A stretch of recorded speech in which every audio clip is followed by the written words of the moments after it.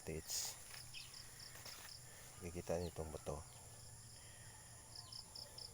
Pagong siya, yun ang head niya. Ito yung buntot. Saka napapansin ko, meron siyang parang bubong ng bahay. Yan o. Yan. Tapos may butas, saka may butas doon. So, ibig sabihin ito, itong bubong na to, yan, kuan siya, hindi yan arrowhead kasi papunta naman ng langit yan. Ito, kin siya.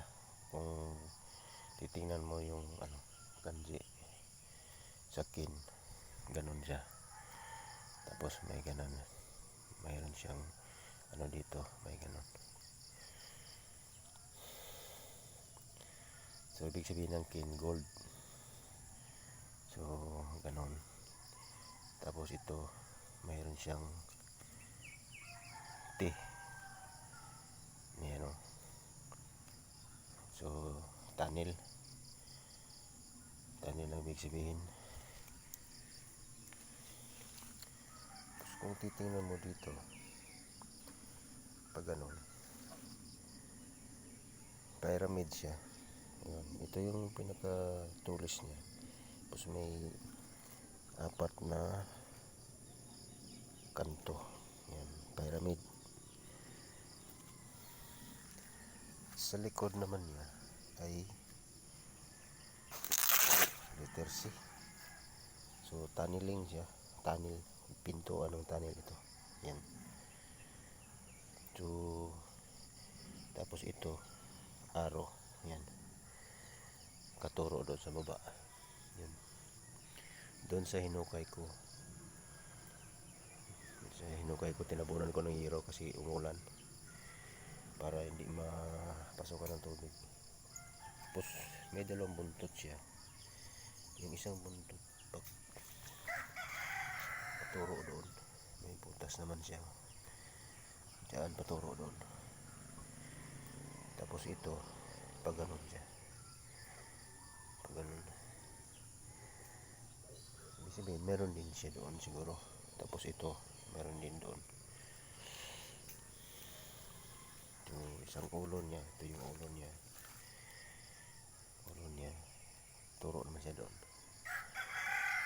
Na-explore ko na yan dyan. Meron siyang 3 bato doon.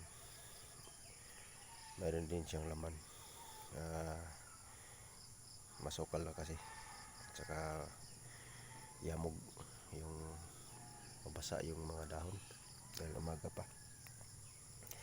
Dito lang ako. Itong araw na ito na naka-island siya. Katuro sa west. So punta tayo sa west.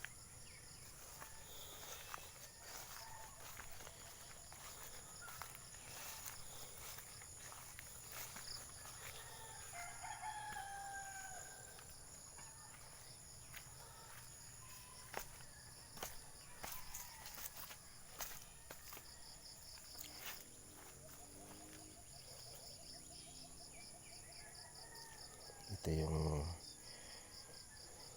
inumpisahan kong butasin. Tinabunan ko dahil umulan.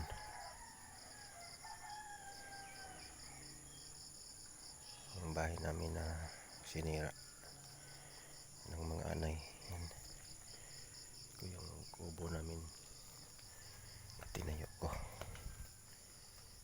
Tapos dito yung sa loob yung yung detection dyan